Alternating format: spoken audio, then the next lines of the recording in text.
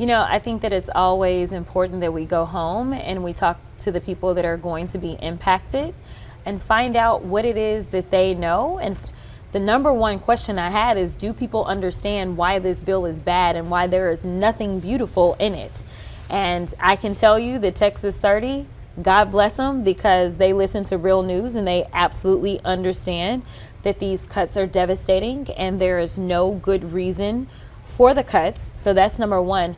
Number two, I think that the Republican Party has tried to run away from Elon Musk for sure, but Elon Musk still looms. And so there were definitely still questions about the things that Doge did, because honestly, now we're talking about cuts to SNAP. Now we're talking about cuts to Medicaid.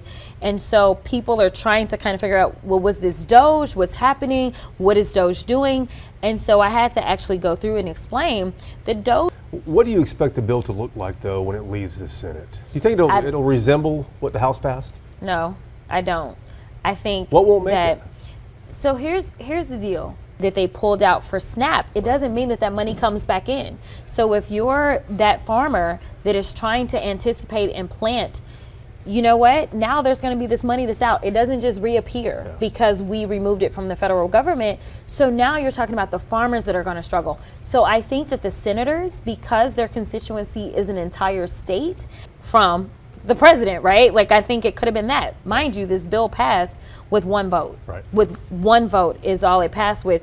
And we've lost 3 members of Congress since I've sworn in just this cycle. And one of them we lost just this week.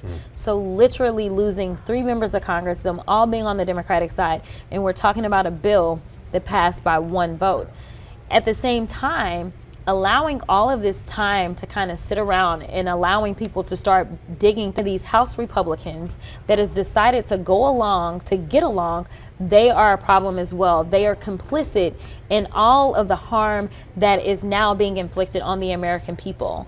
So, once we get to the majority, which I'm hoping and praying we get to, next cycle, that allows me to start to open up and do the things that would look like an impeachment. Now, whether or not we would put it to a vote, he's been impeached twice, couldn't get convicted.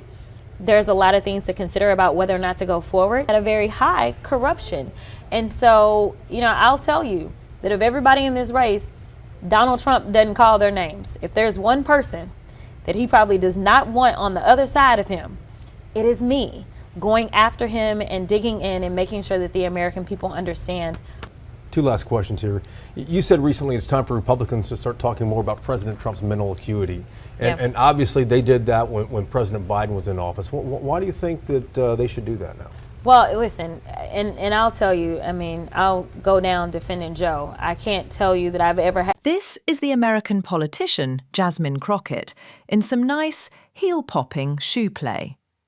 Jasmine is sitting with her feet crossed at the ankles, and she is popping her left heel out of her pump.